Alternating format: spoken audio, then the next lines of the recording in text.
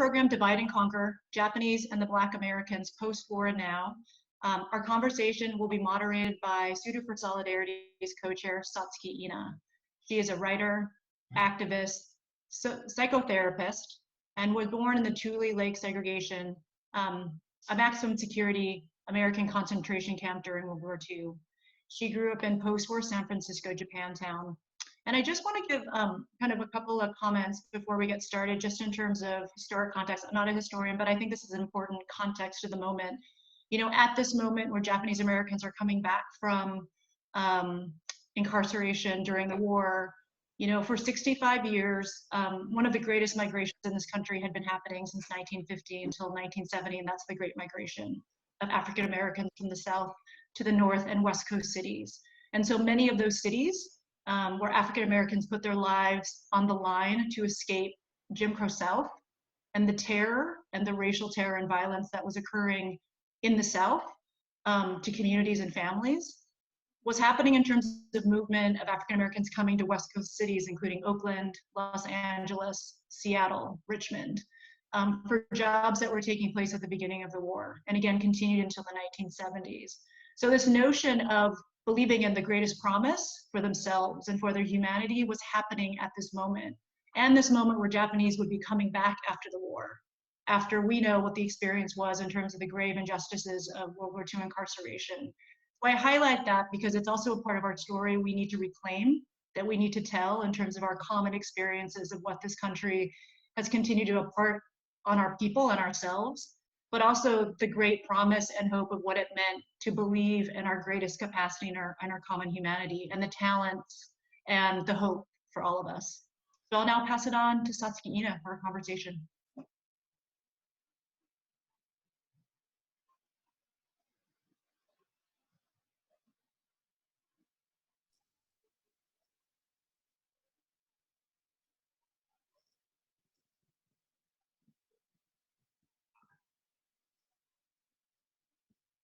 Okay, thank you, Joy. Joy Shigaki is co-chair of Tsuru for Solidarity, and although she said she's not a historian, she's has a great historical knowledge and background, and has wonderful expertise on the subject of social justice. We're here today for a panel discussion called Divide and Conquer, the Model Minority Myth and Anti-Blackness Post-War and Now. And Joy has set the background context for the proximity that occurred post-war between African-American communities and Japanese-American communities in post-war US, particularly on the West Coast and the Midwest. I wanted to just clarify a few things about Divide and Conquer, so that we can set the stage for our conversation. And then I will introduce each speaker who will respond to a few questions. So Divide and Conquer is actually a tactic, a strategy used by those in power to divide and fracture sub-communities that could pose a potential threat if they formed allyship or solidarity to oppose the injustice imposed by the dominant control center, which is, generally speaking, here in the US, the white supremacist views of priority and privilege. So there are three aspects of the Divide and Conquer strategy. The first one is to create a narrative that pits groups against each other. And it prevents alliances and continues to pose threat between groups. And a classic example of that is occurring today is reference by authorities that Black Lives Matter movement is a terrorist organization, that Muslims are a threat to our national security and therefore should be banned, that asylum seekers are recently referred to as those who are probably having low IQs, that Mexicans seeking asylum also in this country are criminals and rapists. And historically, Japanese Americans were labeled as potential spies and saboteurs, justifying the incarceration of thousands of people of Japanese ancestry on the West Coast. So it is a powerful strategy that is consciously and overtly used in the past, and very, very profoundly disturbing and in some ways effective even today. A second strategy that the divide and conquer method uses is to create inequity between groups, promoting one group over the other, elevating the status of one group over the other to create conflict and enmity between different communities. And the use of the model minority myth is one that was used to, it served a couple of purposes. One purpose was to provide for Japanese Americans. We had this sense that if we are the model minority, then we would do everything we can to meet that criteria in order to be safe from being ever incarcerated again. And there was a big push to not only support, but to actually try and live that model minority myth. But it gave us some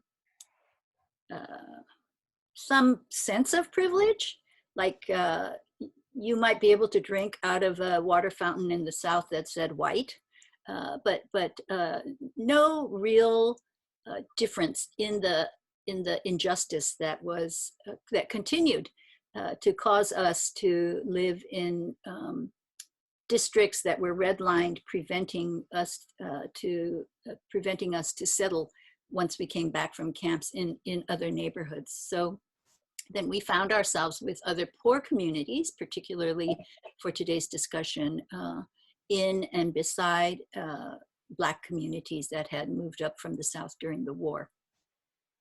The third element of divide and conquer is to foster distrust and enmity between groups, and to fuel anti-Black and anti-Asian attitudes and beliefs and myths in the communities to prevent the formation of allies and really understanding of each other's history.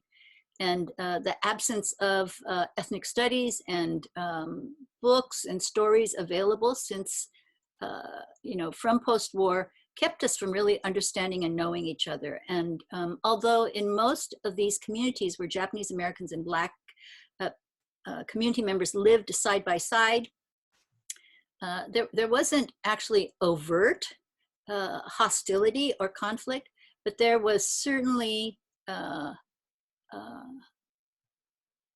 silent and from the Japanese perspective, a more passive aggressive way of segregating. So the communities never merged in their churches. Rarely, there are exceptions certainly, but in community organizations, in schools, they definitely were brought together. But the discussion about the differences and the similarities and the strengths of our different communities was not talked about back then.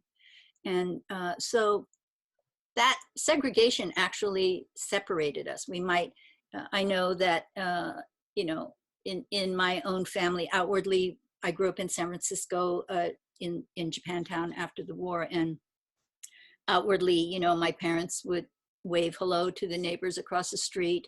But inside the house, they referred to Black people as kurombo or kuro-chan, which is very demeaning way of referring to the Black community. And I've had to examine for myself ways in which those attitudes were internalized by me as a child. And my hope is that through our conversation today, we will identify ways in which to counter the divide and conquer strategy, because it's very powerful. And so we're going to talk about our historical experiences of living in community and beside community with the African Americans and this is mostly in urban areas. And we're also going to talk about ways in which that divisiveness has been challenged and offers a pathway to our readiness to position ourselves as a Japanese American communities to support the Black Lives Matter movement and demand for reparations. So thank you for being here. I'm going to now quickly introduce our wonderful panelists that have agreed to be here with us today.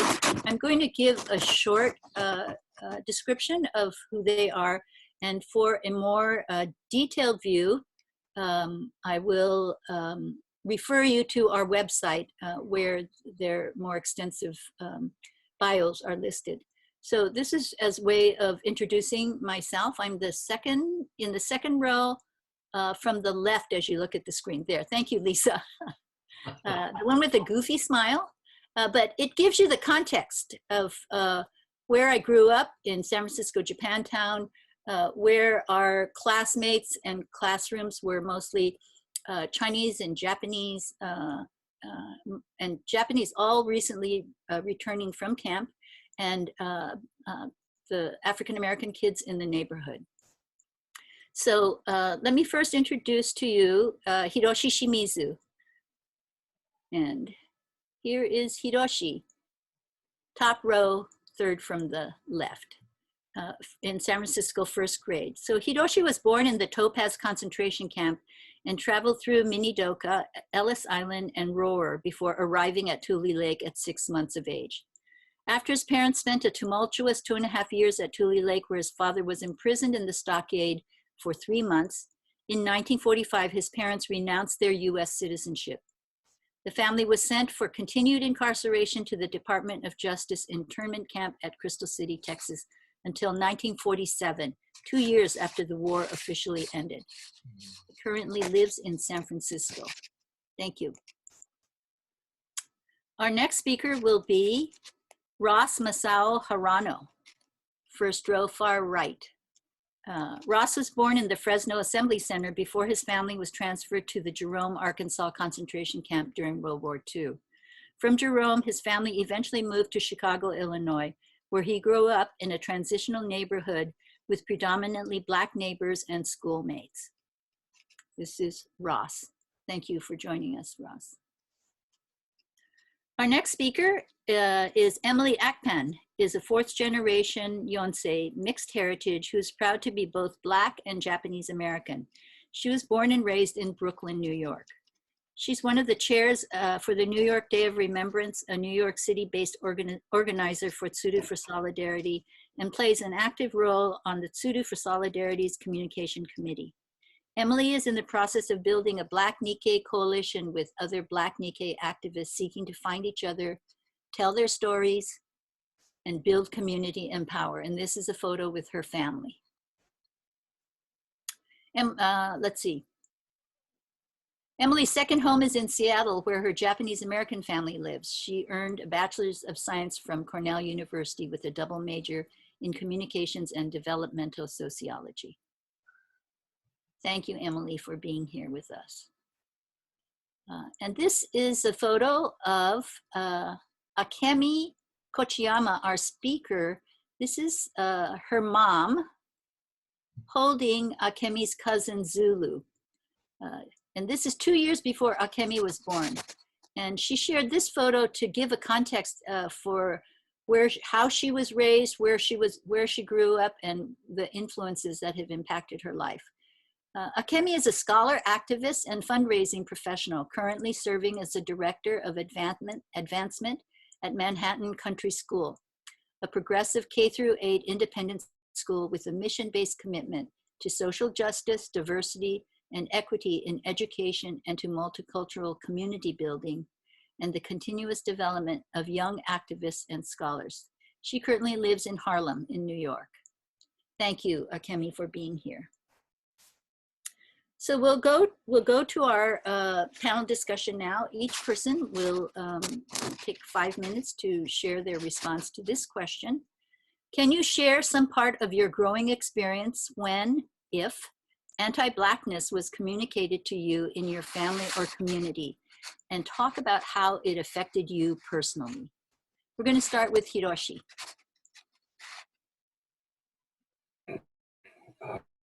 Excuse me. Anti-Blackness was not a real factor in my growing up until I guess later. When our family first arrived in San Francisco, we were living at this hotel that was run by Black people. It had been taken over during the war when we were in camp, and it was before the war a Japanese hotel, and when we came back, it was a Black hotel, but it was owned by the same Japanese man who was a friend of my father's, and because of that, he arranged for us to stay in the attic of the hotel. So right from the beginning of our experience in San Francisco, which was my first experience in San Francisco, we were living with among Black people, and I think because of that, my parents always said to me that we should treat all people equally, including Black people. Then when I started school, almost immediately, I was in this class that didn't have any other Japanese boys. And so through my entire grammar school experience, my best friends in school were always Black. But after school, living in Japantown, which was effectively a ghetto, and I was living on a block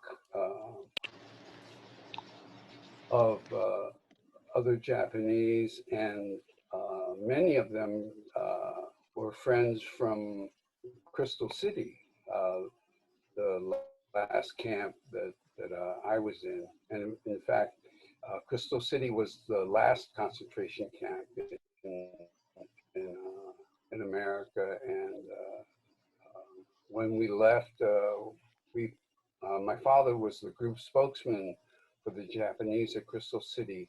So he stayed until he could facilitate the release of almost all the others. And so we were among the last to leave.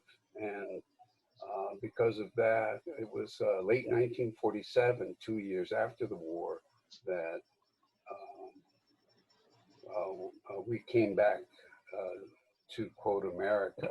And because of that lateness, I think we missed a lot of that wave of discrimination that many of the early people that were early released experienced. So I didn't get a lot of discrimination as I was introduced into America. And I think that left scars on people, which I didn't experience. But then the other part of my experience was that when school was over, when the weekend happened, all of my friends were Japanese, and we were part of this Boy Scout troop that was organized around the Konko Church, which was a kind of on the fringe of the community, I think. Meaning basically that the main component, religious components of the church in San Francisco, and probably throughout most of California, were either Buddhist or Christian. And so the Konko Church kind of fell outside of that.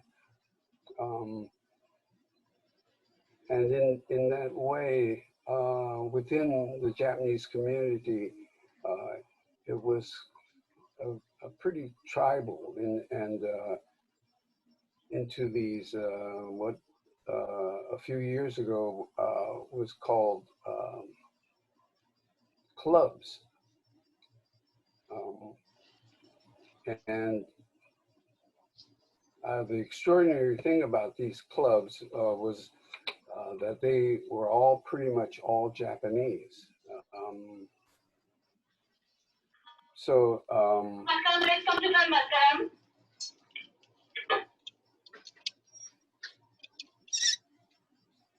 So Hiroshi, one of the stories that you talked about was hearing your family use the word kurombo inside the family, and then your discovery of what that meaning was. Could you take a few seconds to just share that story?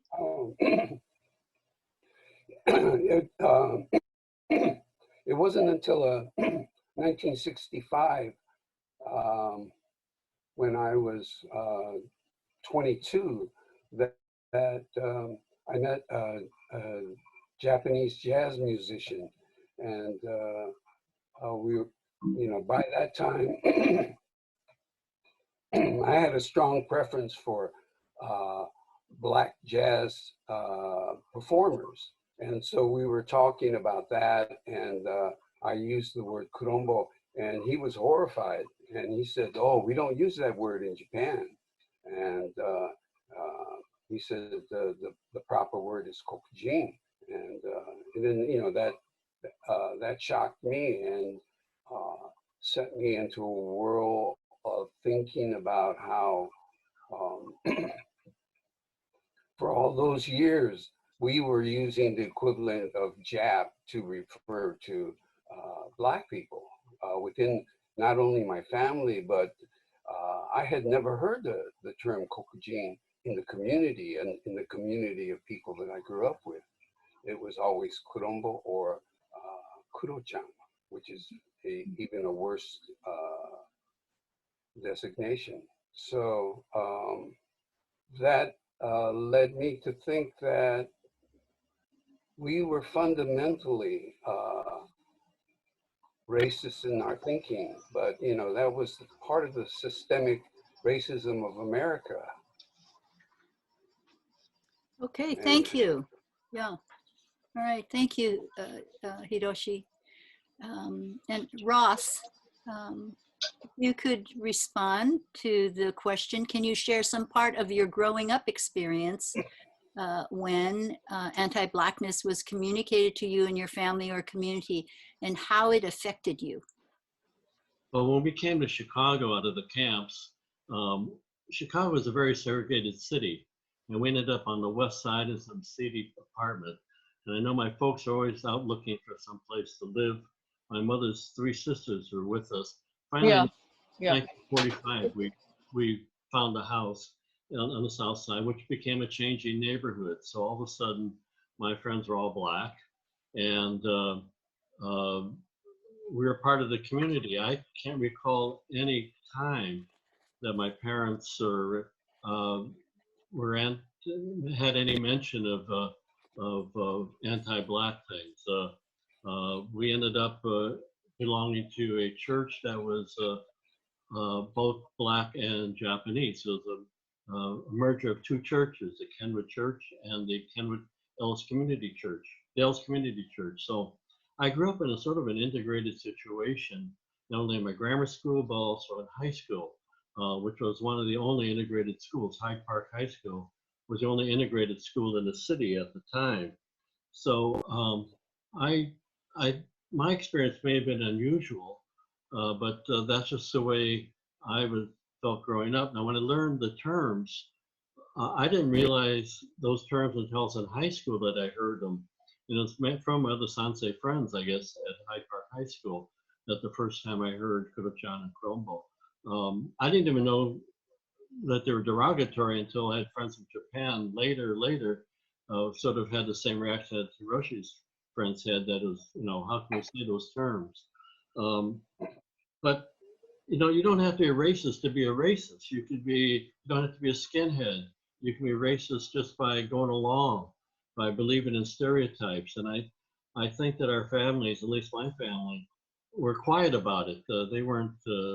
They just were quiet about the situation in terms of the relationship between the JAs and the Black community in those days. So Yeah. can I, Ross, can I ask you, so did you ever get any sense from your family that having not just friendships, but girlfriends or marriage partners, that there was any kind of hierarchy of preference about who was acceptable as a marriage partner? No, because what happened was that most of my aunts, all of my aunts and uncles moved back to California in the early 50s. So it was just left with my family in Chicago. So those kind of discussions about interracial marriage and everything didn't come up till I was a teenager. And I think when I was in junior JCL, the big issues were, am I American or am I Japanese? What about interracial marriage? Those were the issues later on as a teenager. And most of the times, of course, when they talk interracial marriage, we were talking about Japanese and white rather than Japanese and African American. So, but once again, I was fortunate, I think, that, or whatever, that at least I grew up feeling very unbiased, I guess, as my friends were Black. I can always say my best friend was Black. So my experience might have been different than a lot of others. But most of the other folks that said they were renters, they could leave, move up to the north side, or move back to California. So, so you said that you were in a community that was Japanese and African American after you were in 5th grade. So what's your understanding about why all the Japanese Americans moved out? Well, a lot of them moved back to California. All my aunts and uncles did. They lived with us. We had 14 people in that house. And then a lot of folks were renters, so they were able to move up north or further south in the Hyde Park or Woodlawn, mainly in the Hyde Park. So the conflicts weren't there because we weren't store owners. We didn't have to deal on a day-to-day basis with the community. We were a small group, a very small group at that time on the south side of Chicago. Okay, all right. Thank you, Ross. Mm-hmm. And now we'll go on to Emily. Emily, do you want me to repeat the question? I'm good. I think I got it. Okay, good. Go ahead. Yeah. All right. So thank you so much, Satsuki and Tsuru, for inviting me to this panel. I feel super honored to share this space with Hiroshi, Ross, and Akemi, learning more about their stories and experiences and deepening my understanding of the complexities of Japanese American history. So with that being said, I'm still growing and learning so much every day. And it is like such a big thing for me that I recently learned that one of the first Nikkeis, which are Japanese people born in America for this context, are Black Nikkeis. So the children of Kunimasu Mizu, a member of the Wakamatsu colony, which is the first sizable settlement of Japanese in America, established in 1869, and Carrie Wilson, who is a Black Native woman, their children are some of the first Nikkeis and are Black Nikkeis. And learning this was so big for me because I always had this internalized, unspoken feeling that being Black was meant to be separate from my understanding of what it means to be Japanese American. And learning about the Masumizi family and beginning to unravel the layers between Black and Japanese communities who have historically been tethered in Chicago, LA, the Bay Area, Portland, and many other cities, I'm really starting to learn about how the deep relationships between Black and Japanese American communities are very entangled in our JA history. So the topic of this conversation is on addressing anti-Blackness post-war now, but learning more about our history today, I'm realizing that unifying and divisive experiences have been happening for over 150 years.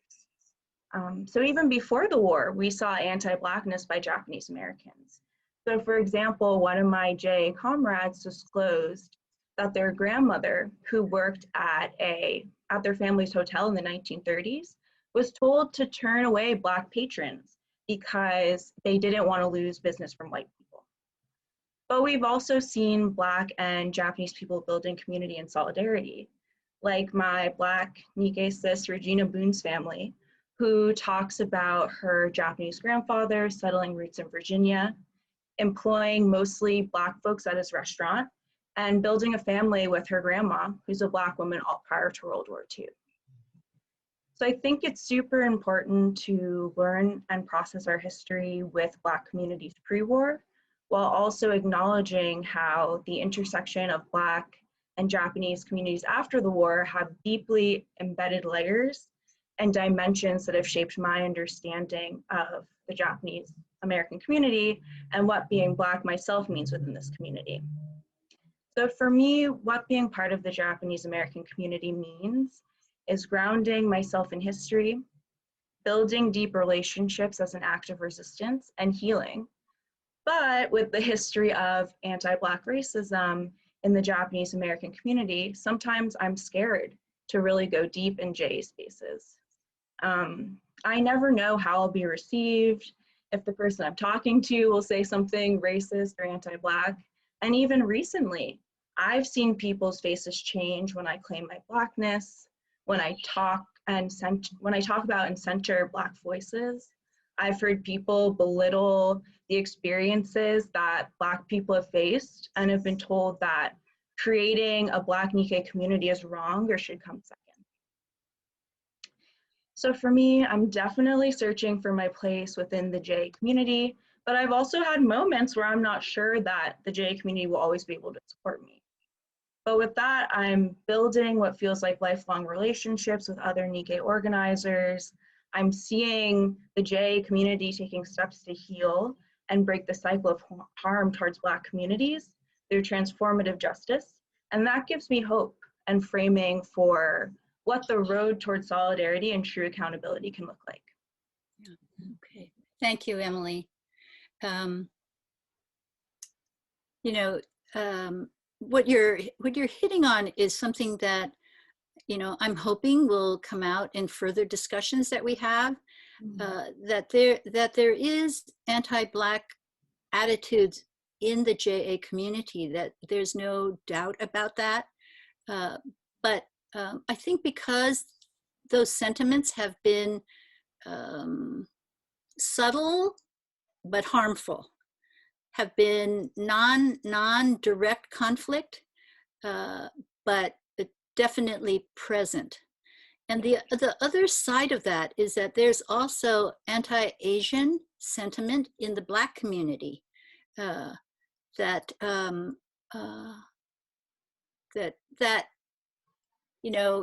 recent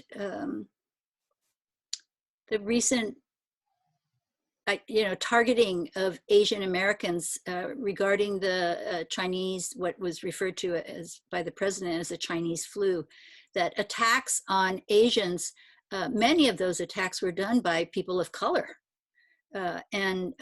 So we've all been victims to this divide and conquer attitude. And you're describing what I have heard, and I want to know if you think this has been part of your experience, that for a Black Nikkei, that their experience has been that they've been more welcomed in the Black part of the family, in the Black community, and more cautious about being Asian enough or Japanese enough in the Japanese community. Do you have an experience you can refer to that, or does that make any sense to your own personal experience? I think that being multiracial in general is a very complicated experience of feeling like, you know, having like doubts about where you belong. I think that I've received love and openness from JA people. I've also received love and openness from the Black community, but it's taken a lot of internal work, and I still have fears sometimes navigating both communities because I'm not sure how people receive me in general. So I think there's a lot of internal processing, and I hope that with the Black Nikkei community that I'm growing with Regina Boone and Anthony Brown and others, that we'll be able to explore that and also really think about like what our role is in being Black and also Japanese American. Okay, thank you, Emily. Thank you very much. All right, Akemi. Where is she? Hi. There. Do you want me to repeat the question, or are you okay? I think I'm okay. I think I got Okay, it. go ahead. I just want to thank Emily for her remarks. I think she really identified a lot of things that are important in the conversation as a Black Nikkei.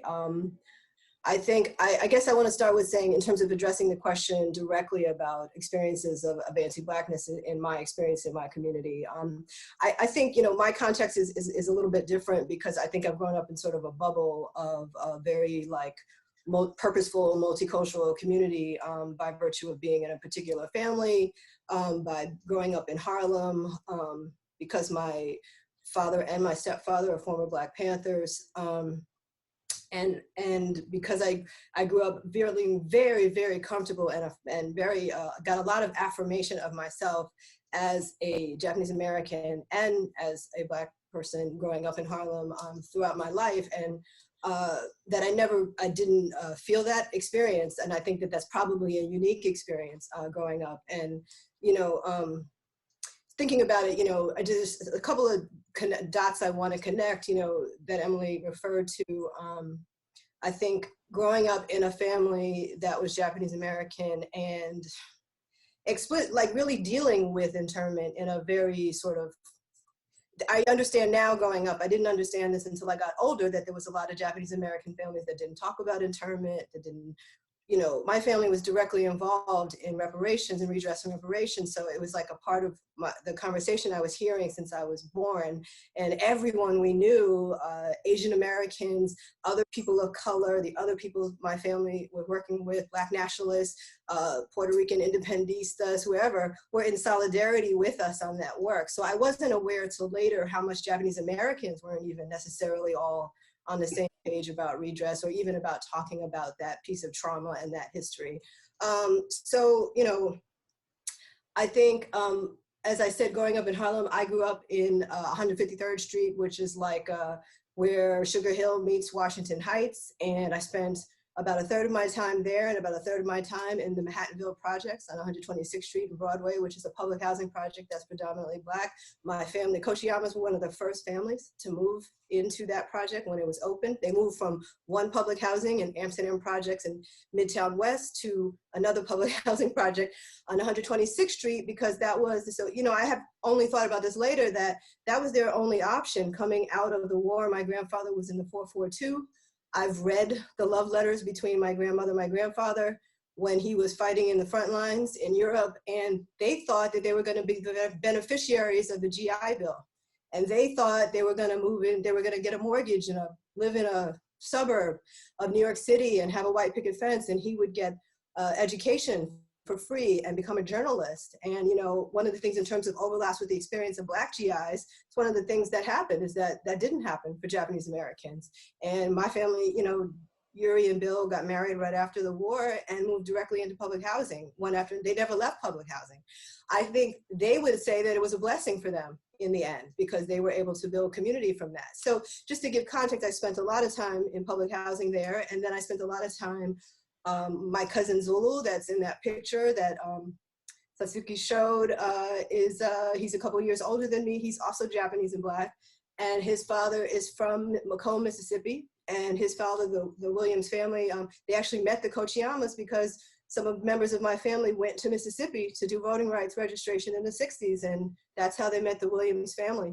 That family, a lot of those members of that family migrated to New York to start their lives in New York in Central Harlem. So I spent much of my childhood in the homes of, my cousin's Black family from Macomb, Mississippi, and that has so much to do with, it influenced me, impacts so much of my cultural development, but even my understanding of Jim Crow, everything growing up in New York City, is I had all these aunties, from Macomb, who had just gotten here from Macomb, Mississippi. I even got an opportunity to spend time in Jackson, Mississippi when I was a kid. So all of that to say, I had this very strong sense of myself and how I connected to my Black community in Harlem. But at the same time, I was from a Japanese American family that was in the midst of Black nationalism at that time. So I'd say the early 70s, I'm born in 71, Yuri was at the height of her involvement with radical Black nationalist organizations and movements. So that's the context into which I was born. At the same time,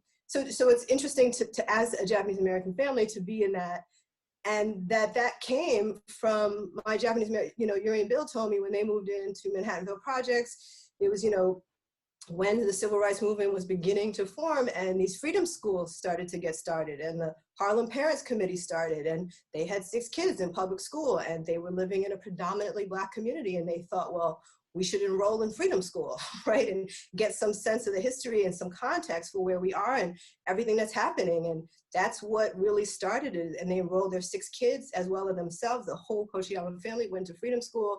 And I think it's important to note that they put themselves in the position to try to learn about the people that they were living with, which I think is really critical. And I do want to say that, freedom schools are emerging now in this context. And I think that's a really critical way to build community and multicultural community, and a real purposeful way, not just, to really learn about our shared history or what has happened. So, that said, my mother and my family always talked about being Japanese in this context, right, of racism, imperialism, etc. And it was made very clear to me that that we were not to identify with Japanese nationalism, because Japanese nationalists and the Japanese government were imperialists that had really discriminated, really done some really horrible things, genocide in other parts of Asia, and that in some ways that we do not identify with that part of being Japanese. It was very clear to me that culturally, that there were some things that were very valued and that we should connect to. So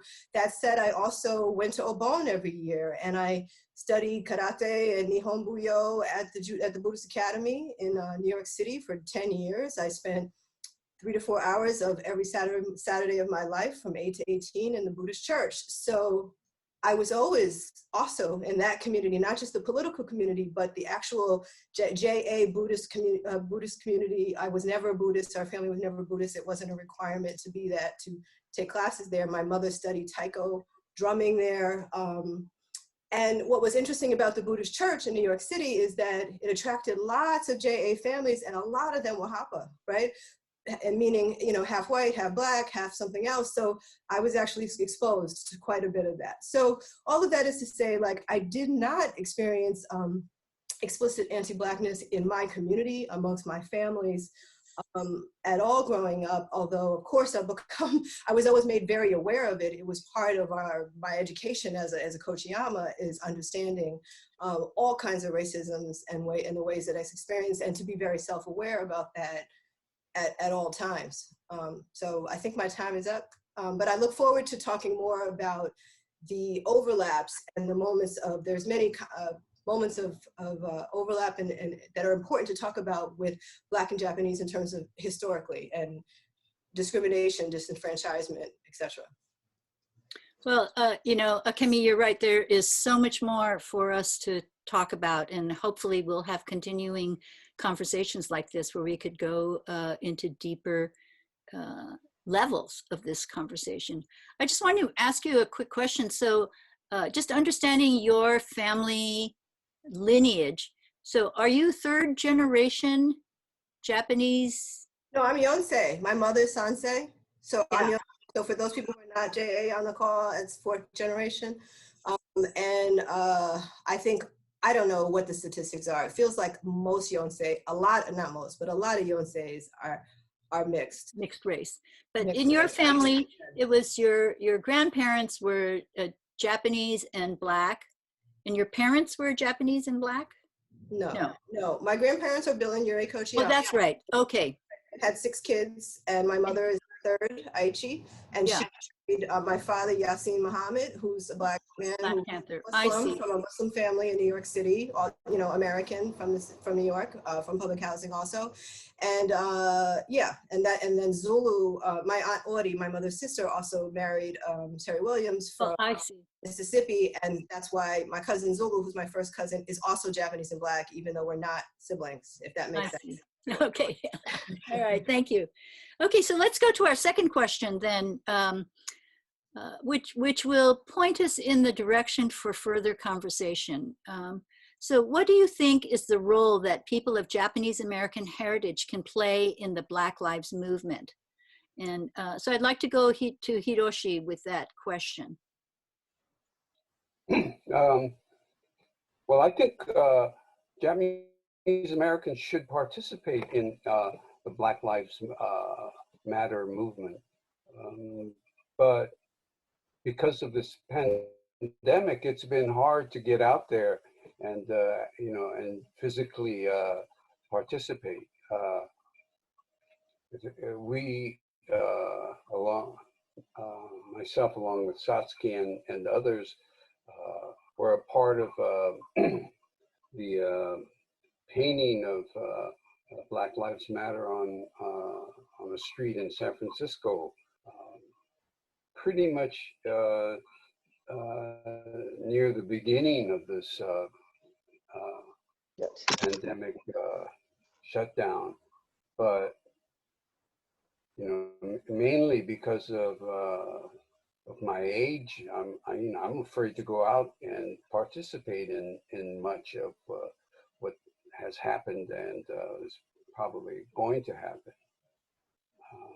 But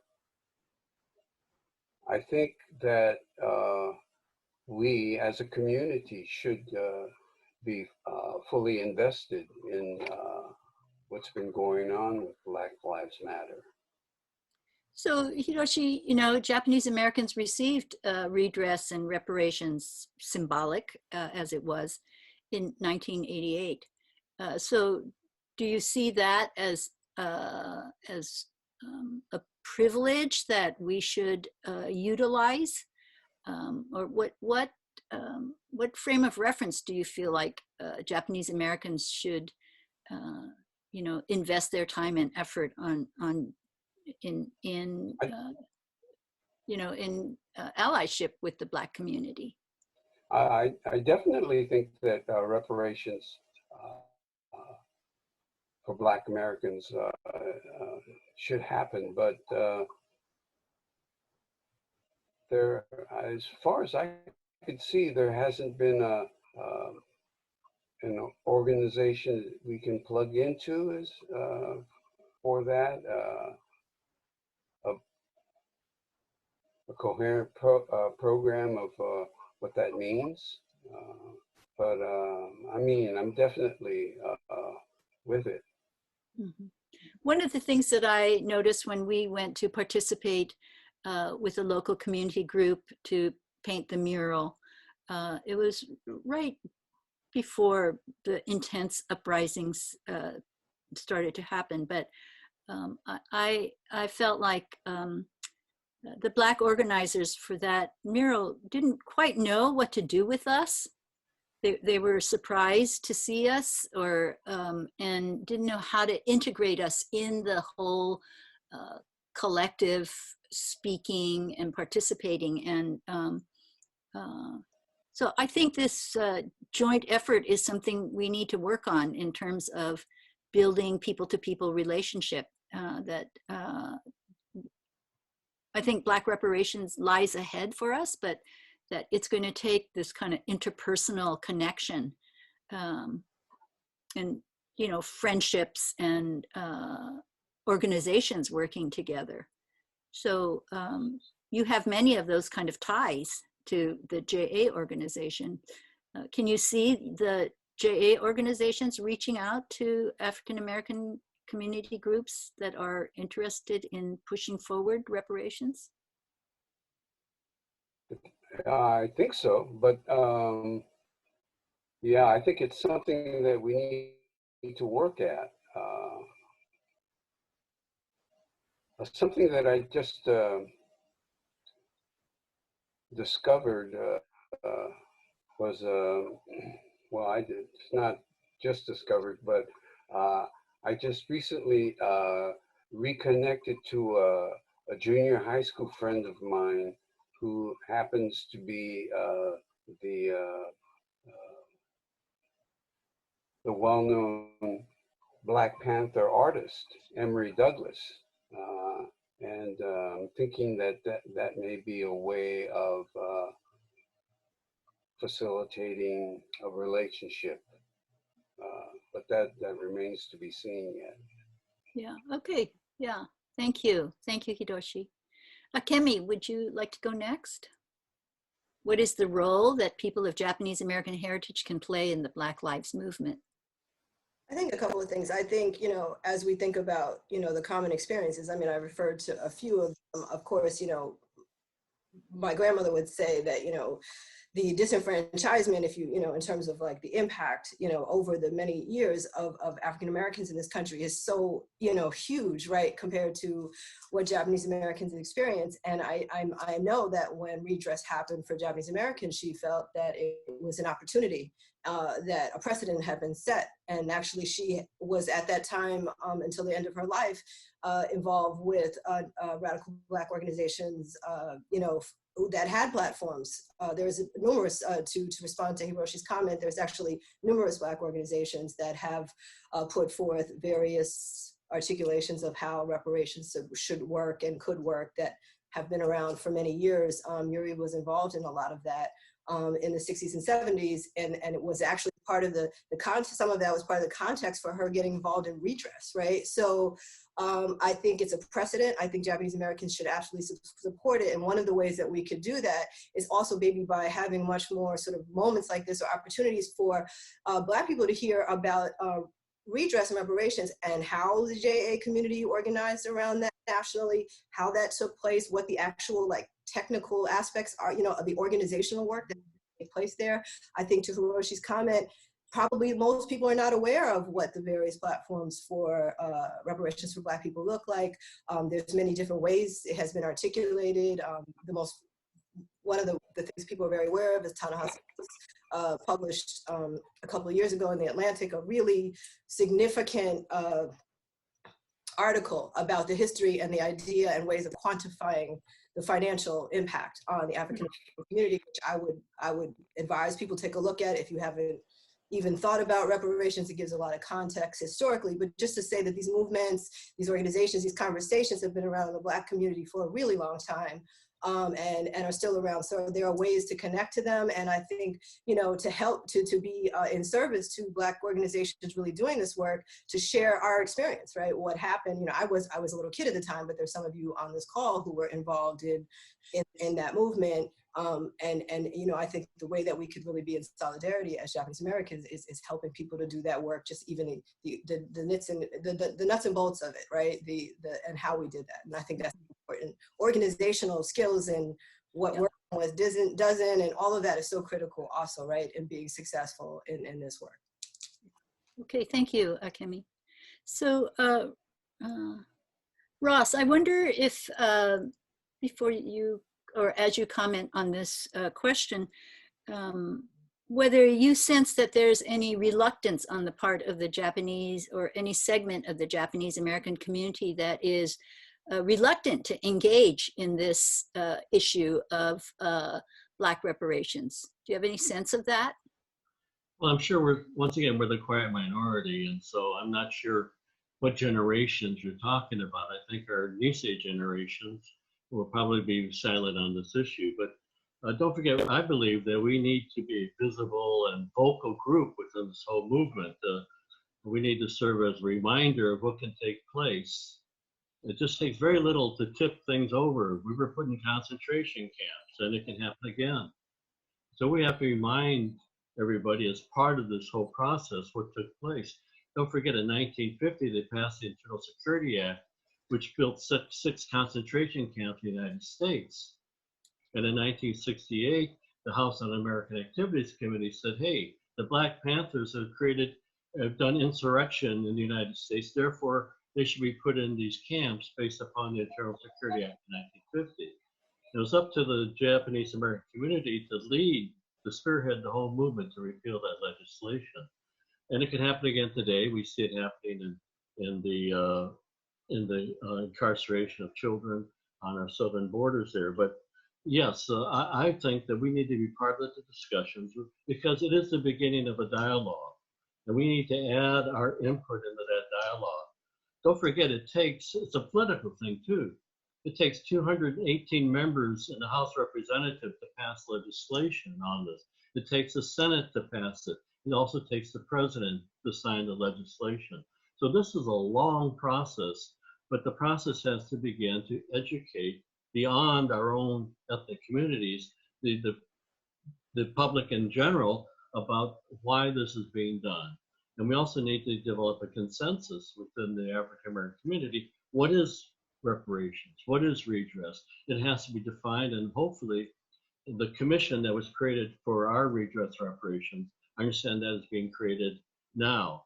And that commission should start looking into what does the community view as reparations? What do they view as redress? And I think that we can assist that whole movement in terms of what our community went through to be successful in getting our redress reparations. Okay, thank you, Ross. Yeah, it helps to look at the big picture of what it will take to make that happen and finding a place for Japanese Americans. We know that the support of the Black Caucus and individual African American legislators who supported the Japanese American redress. And so finding our place in that way and urging our legislators to represent our voice is going to be an important part of moving that agenda along.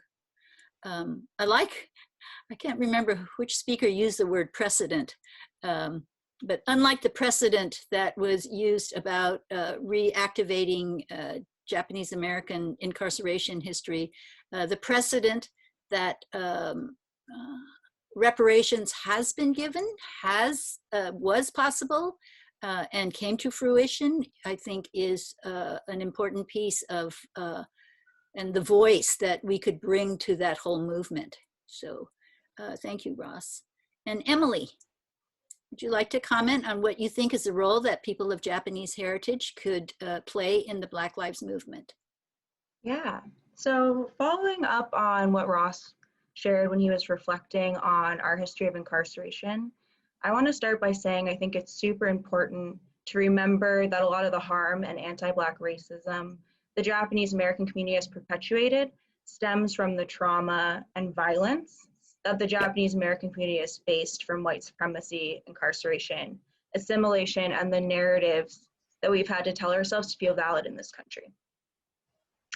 But also, I will not forgive the harm and the historical silence by the Japanese American community in the face of injustices towards Black people until the Japanese community is truly accountable for its perpetuation of anti-Black racism. So for me as a Black Nikkei, it's always this deep empathy and feeling humbled by our history and strength, and also feeling super excited about the organizing that I'm seeing and have been a part of. But everything I do always comes with this layer and the persistent thought of how does this impact Black people as well?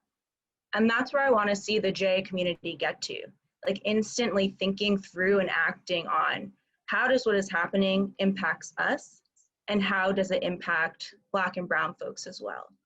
Because we can't let our trauma and the deeply ingrained J feeling that overcoming adversity is an individual battle muddy what should be our vision for collective liberation. And then for me as a Black Nikkei, I'm also thinking a lot about what our role can be in being a bridge between Black and Asian communities in anti-racism and solidarity work.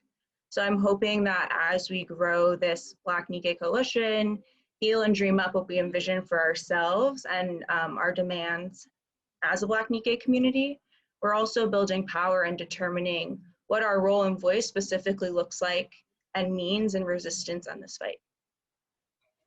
Okay, wow, thank you, Emily. You talk about the silence of the Japanese American community. I wonder if you could expand on that a little bit, and maybe if there are other ways that you recognize how Japanese Americans have not contributed in a positive way to the Black Lives Movement? Yeah. So I think that like silence by Japanese Americans was 100% a survival tactic. When you are being, when you were the target of propaganda by the US government that was showing Japanese Americans as evil, as like disgusting, right? Like you want to figure out, how can I be saved? And so that kind of looked like the Japanese American community pushing Black people under the bus by then in the camps having newspapers that had depictions that were very anti-Black, instances of minstrel shows in the camps, and creating this narrative that Black people are beneath us. Mm-hmm. And so there was like that active kind of anti-Blackness, but then also the silence. So, which is just not, the Black community feels like Asian Americans have not spoken up, have not been active, have not showed up. Black Lives Matter, that's been happening since 2016. And I feel like we're just starting to kind of like get in there. Mm-hmm. And so I also think about like, why now? And how can we make this work sustainable? Is another thing that I want us to continue having conversations on, to be really certain that our focus on the movement for Black lives is not going to be an agenda item, mm-hmm. that it is going to be integrated in the work we do as we continue on this very, very long fight of addressing white supremacy and racism. Okay, thank you, Emily. You know, I think that what you're hitting on is really what will be important for people to continue this conversation. In a recent presidential debate where our president said he was the least racist person in the whole room, was a statement that is, you know, was sort of shocking, but also not an uncommon statement made by people who have not examined deeply how racist attitudes lead to racist policies that is insidiously woven into our entire culture. And until we do programs like this, where we are speaking our truths, sharing our expertise, but also really examining deeply my own context. Where did I grow up in? And certainly you're hitting on an important point about our post-war survival strategy was to take advantage of the way in which white society was elevating us as the model minority. But you know, it was really just another strategy to use us.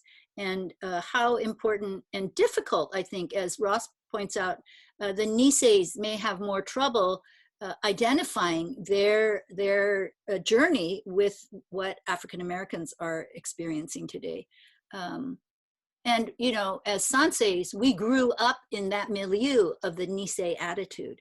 So my sense is that it is kind of at a subterranean level that we have not really looked at ways in which we haven't spoken up, or ways in which we have even overtly been racist in our actions. And now it's like we will gather our strength, our power through this kind of the bridge work that you're doing, that by forming alliances. And I think the Black Nikkei will have a very unique position to play in the leadership of helping us to really explore deeply what has kept us from engaging fully, and that these conversations absolutely need to continue. So I wanted to ask Joy, since she has been part of this conversation, if you'd like to share some words about what you're hearing and your perspective. I just want to thank all the panelists. I think there's a lot of territory to cover, but I think part of it is we need to be in dialogue, right? I think we need to create space that really, I mean, does a few things. I mean, I think I grew up in Seattle. I'm a Yonsei, same age as Akemi, where we knew about the Japanese American incarceration. That was central to our experience growing up. But that was not unique to a lot of Nikkei and friends of mine who had grandparents that didn't speak about the experience. And making larger connections about kind of the social injustice of our community experience to larger issues, right? Within the context of other communities of color and globally, because this is a much larger context. I mean, so much for me, I think, in my own journey and in the recent uprisings is we have to reclaim and retell story, because narrative is extremely damaging, extremely hurtful, and violent. And a lot of that damage is not just done to communities, but it's ultimately done to ourselves. The stories we tell ourselves, which are both, when we talk about the context of Japanese Americans after the war, or even our immigrant families who came at the turn of the century, when you talk about what people escaped, be able to make better lives for themselves, was about the promise of something better, right? And part of survival is how you have to continue to keep your head down. And I'm a beneficiary of the generations of ancestors, right, who came before me, to be able to lay a path that allowed me to have opportunity and access. And a point of power and privilege as a professional person now, right? But it's so much about how we tell story and how we collectively reclaim some of those stories, and especially the stories that were erased, both from a survival standpoint, but also that was erased. Oh, you lost her voice. Oh, you got muted, yeah. Oh, I did get muted, someone muted me. For better or for worse. I think a huge piece too, when we talk a lot about our healing, is about surfacing that trauma. I think, for many people who've been involved in a lot of the pilgrimages, at the core of that too is about the coming back to place, is a retelling and experiencing trauma individually and collectively. But part of that collective trauma work and transformation is about how do you move through that.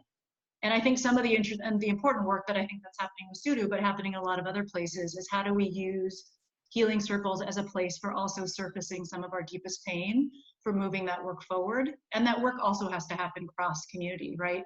In multiracial communities. And I think Seattle's an interesting example for those of you from Seattle, where there has been a lot of multiracial movements. And I think we need to also learn from those stories, because the dynamic is not a binary. And I worry that sometimes it's so easy in this context to put everything on binaries and not look at things from a spectrum standpoint, right?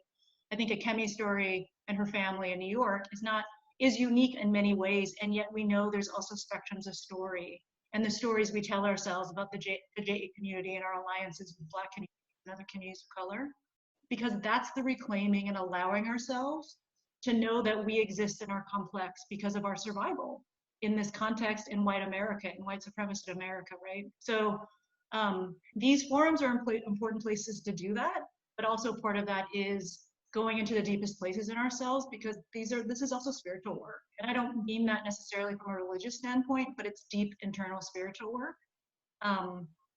in being able to move forward and continue to invest in movements, and especially the uprisings that has forced all of us to reimagine what's possible. And I even recognize as an activist, it's this question of, have we imagined even bigger, and have we pushed ourselves enough to really push our greatest imagination for what's possible?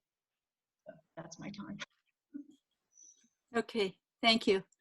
Before we wrap up the panel, I want to open it up to the panelists if there's any last sentence or two that you'd like to share with the audience.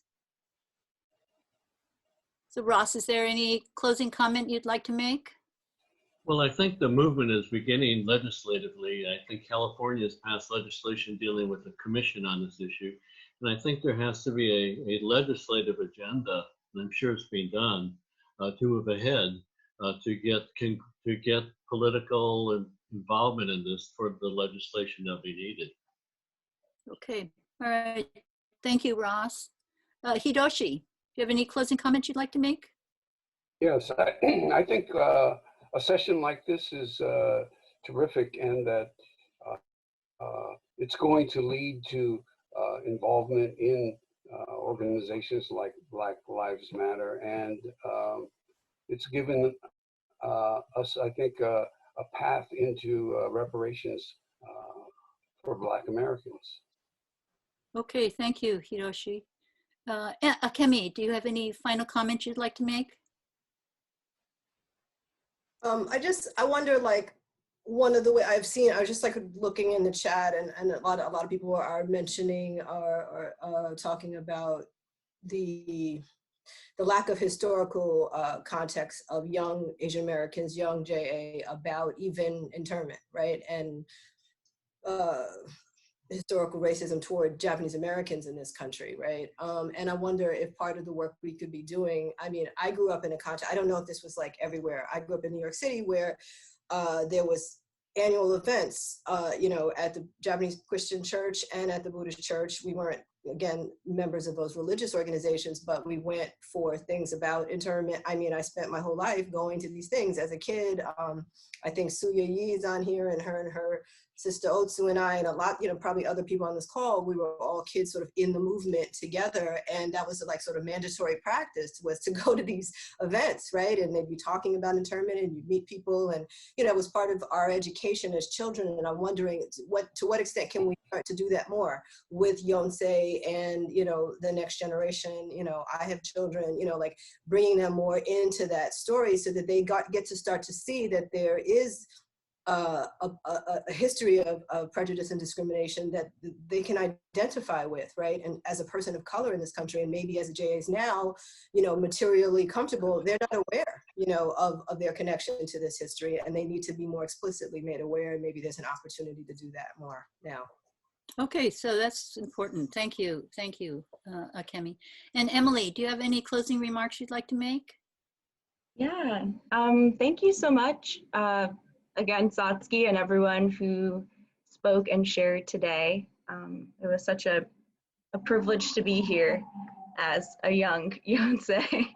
But I think my final words are that I think we're in the process of building our resources. So building community, learning our history, transformation, healing. And I think this is going to be such a core piece of fueling the work that we're going to do for collective liberation and change. Okay, thank you. Wise words from each of our panelists. Thank you so much. So now we're going to prepare to go into brief breakout conversation groups, and you'll be able to speak. Lisa Doi will put you in a small group, and you'll have 15 minutes to just respond and share your reaction to the panel discussion or anything else you'd like to share. And then at 11:35 Pacific Daylight Time, we'll report back from the breakout rooms, and then we'll shift to a Q&A part of our program. And I'd like the panelists to stay on while everyone else goes into their breakout rooms. If you'd like to report back, raise your hand for your group. Don't be shy. Any hands? I'm shy. Might have to choose to. Okay, just maybe speak out. Who are I also you? see Miko. Okay. How about Reverend Kobata? Okay, Hi. go ahead. Okay, there was only two people. Great. But anyway, I just threw out my thoughts about how this Tsuru group, or this what do you call these things? Events or gatherings, or? Yeah. Okay. Yes. It's kind of cohesive, more or less. The people who choose and made the effort to call in, you know, are pretty much of the same mind, because that's what we're here for, to support this movement. So it's kind of a limited part of our Nikkei demographic, You know, I don't think there are any so-called conservative minds who are engaged in this discussion.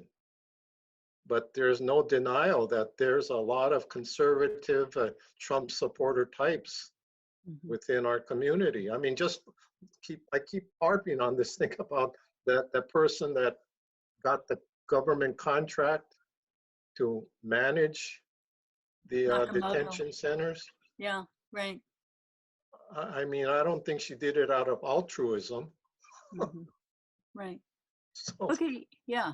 so you know, how do we address that within our Nikkei community? Because that was one of my points, that I know so-called friends or people, my peers, who still persist in using those derogatory terms towards not only African Americans, but other races.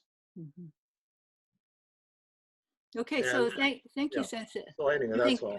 Yeah, I think what you're bringing up is really important about how this group of participants are of, you know, within reason of the same mind, or at least interested in pursuing this subject, exploring it. And that part of our work that lies ahead is working in our communities and in our families to, you know, move this idea of our position, our responsibility or obligation to be a participant in this movement. Okay, thank you, Sensei. Good to see you. You look like Oregon is doing well by you.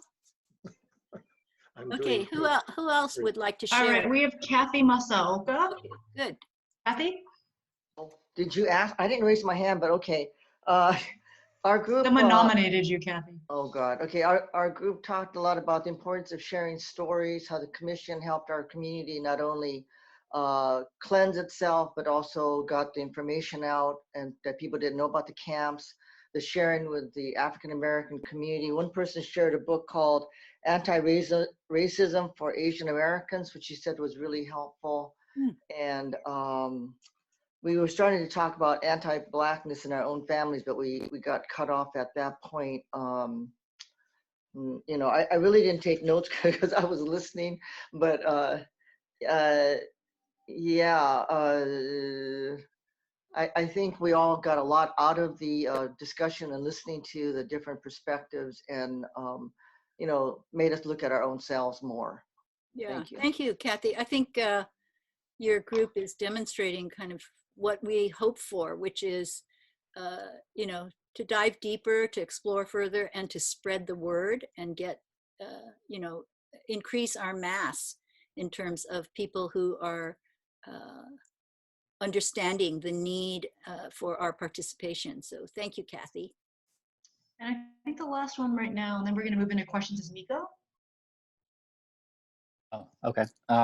So I was in a group with Stan, Noah, and Chris, and we talked a little bit about our need to not stay silent. We need to have the courage and the vulnerability to have conversations, and I think this is especially true maybe with my generation, with the parents, and we grew up with a lot of silence and kind of opting out of the political sphere, opting out of being able to address, you know, gay or transgender issues, sexism, whatever. And that's not an excuse anymore, or it never was, but especially now we can't just like choose to be apolitical.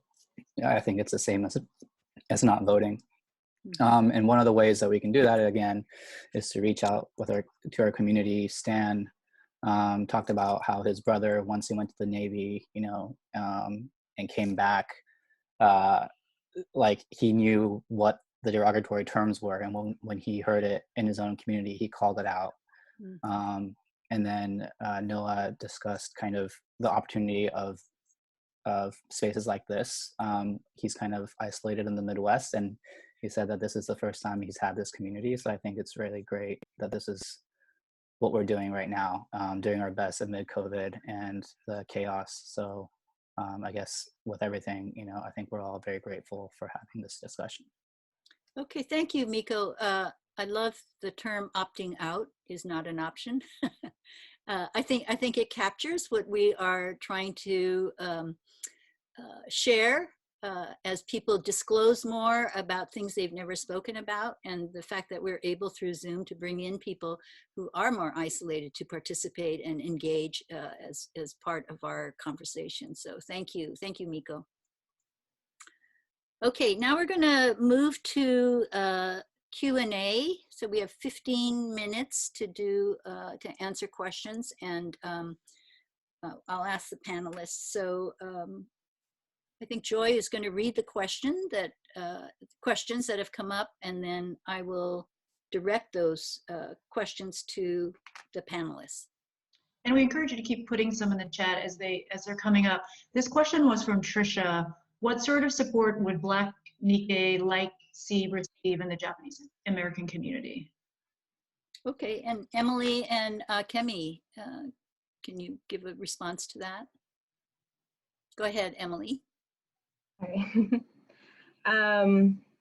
So the type of support, I think, beginning with starting to have conversations about the J histories, share stories about collective resistance between Black and J communities, and also have conversations about how we've perpetuated anti-Black racism, and ensuring that how can we heal to ensure that this doesn't continue.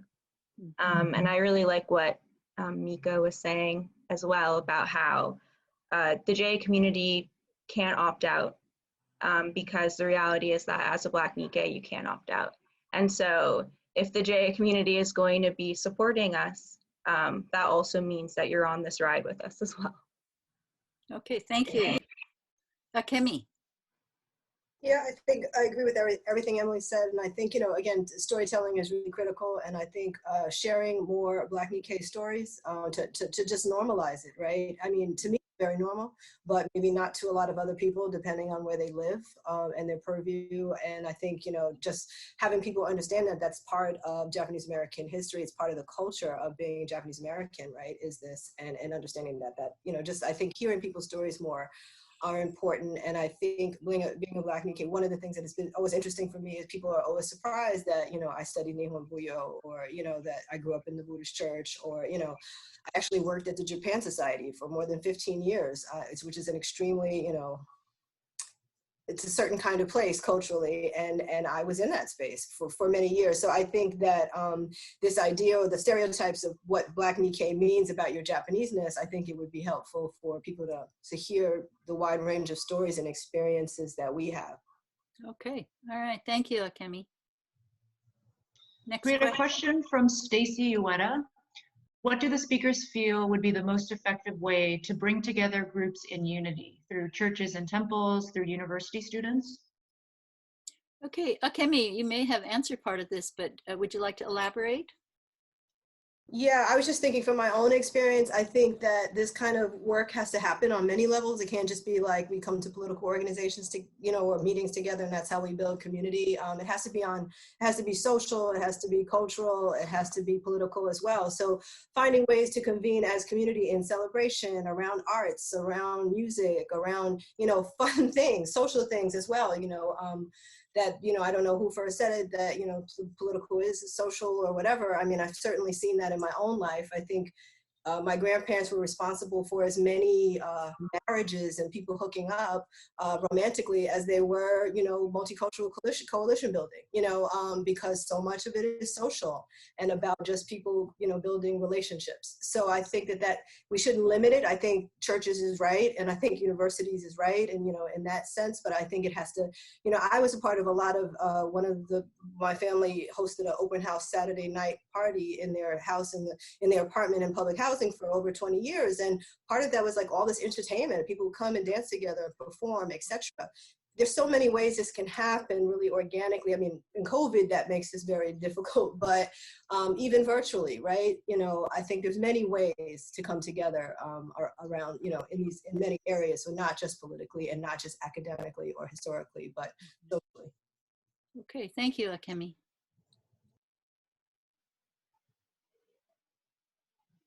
Oh, I thought someone else was going to maybe answer that question. Is it Ross? No, Yeah. I just had to, oh, go ahead. Real quick, I think that we need to look into our own community and review the structure and how do we get our structured community, whether it be the National Buddhist Association, we have the JACL already, to actually take on this issue and to become part of this coalition. So we need to reach out to our various organizations throughout the country to join up in this coalition. Just figure out some document, whether it's supporting a commission to be created, something that we can get them to sign on to begin the process for them to become more involved in the issue. Okay, thank you, Ross.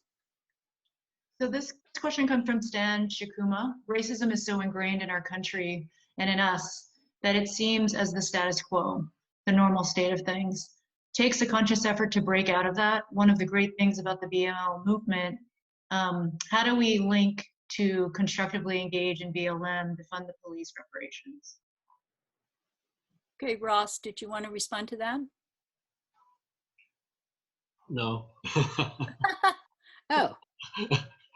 Respond to it. I mean, I think that, you know, this is really an example of the kind of forums we need to come together in, right? I mean, it is about, to the point of, I think Akemi said it, you know, it's about being in community and in being in real honest conversation and dialogue, right? And it doesn't mean that they have to be easy conversations, because the truth is the work also, we need to be honest and real with ourselves about our own traumas, our own experiences, and then our own accountability, right, to our stories and to what we have done to sustain, maintain, you know, and perpetuate systems. I think the question now. Okay, yeah. So I think that that's kind of at the core of a lot of the work. I do think it's too about really giving ourselves and the community resources to making those connections between our common experience around redress and also just the notion of carrying our common story forward in terms of social justice movements like BLM. Like this is common thread experience that we've had as people of color in this country. We need to see that. We need to see our power. We need to see our possibility. And there was comments in the chat about guilt. JA guilt is incredibly powerful. We know that in our families. We know that in our communities. But it's also not letting the guilt completely paralyze us, because that is actually what it does to internally oppress ourselves from actually taking action and reclaiming something in ourselves. I think that's a huge part of it. There's not about perfect work to be done either, and that perfectionist mentality, we have to work to let go of that, because that's the white alignment. So I think it's really critical. We need to really break through some of the things that hold us back, that hold us hostage from being able to be in alignment, but also see our possibility both in ourselves and in our community. Well, I agree to that, but for redress to take place within our own community, we had some long discussions, there are all different views on this. Some folks said we don't want the money. Some folks said we don't want to be involved in this. So it's we have to, within our own community, the JA community, if we're going to be involved, we have to make some decisions about how we're going to be involved and what do we support. We have to sell this whole issue to our own community. Okay, thank you. Thank you, Ross and Joy. So we had a question from Mike Ishii. What does it mean to center multiracial and Black Nikkei JAs in our JA families, organization, and conversation? So I think we talked a little bit about that, but I just wanted to be sure we talk about the centering of that in a more intentional way. So anybody on the panel want to comment on that? Sure, I can share some insights. I think it's what definitely Akemi was saying about sharing our stories, letting people know that there have been multiracial and Black Nikkei JAs for over a century now. But for Black Nikkeis in particular, I think part of that is creating a plan for what it means to include Black Nikkeis in the JA space to ensure that we're safe. I think it also looks like, as Satsuki was saying, thinking about what the role Black Nikkeis will play in leadership within the JA community as we work to address our history of anti-Blackness and ensuring that we're supporting the movement for Black lives. And then I also think that it's including Black Nikkeis within conversations that are beyond anti-Black racism. It's also looking about what does our inclusion look like in the future of the JA community as well. Okay, anybody else want to comment on that?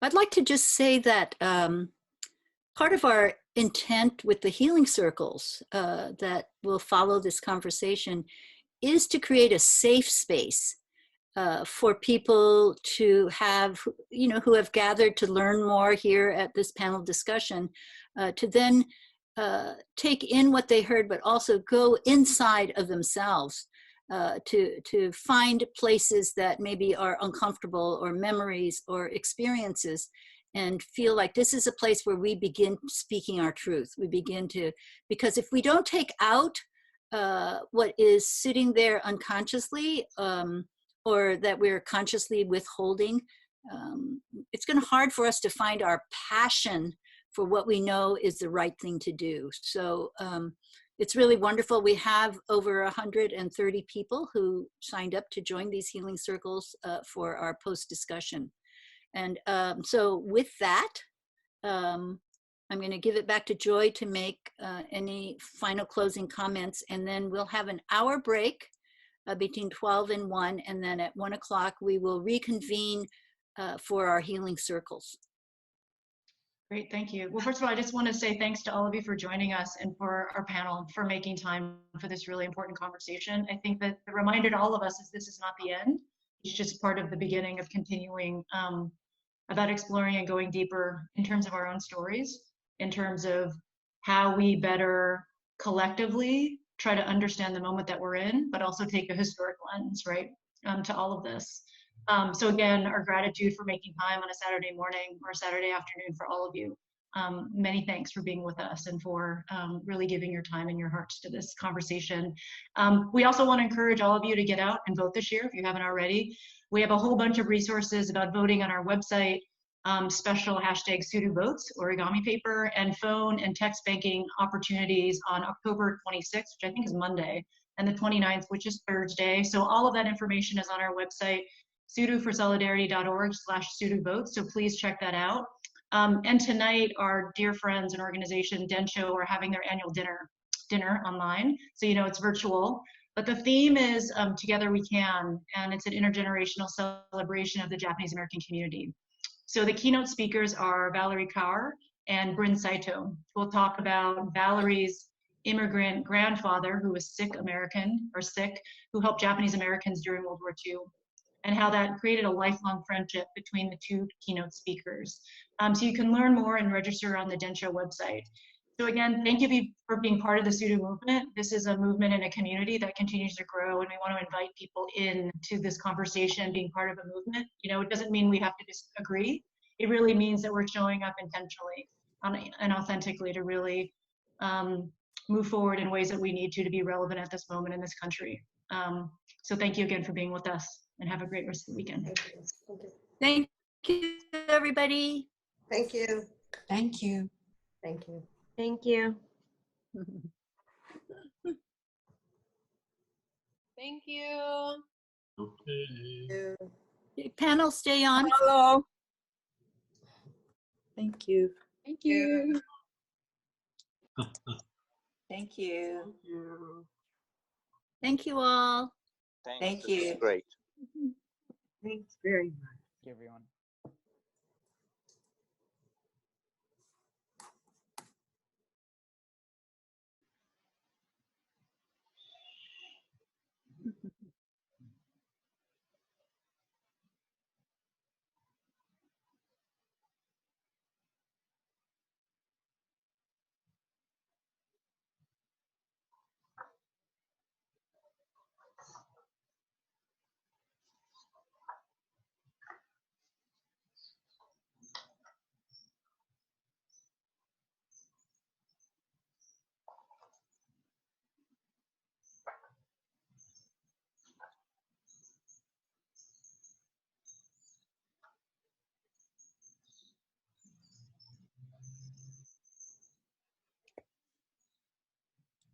Okay. Okay, here we are. Nice work, Lisa. The tech part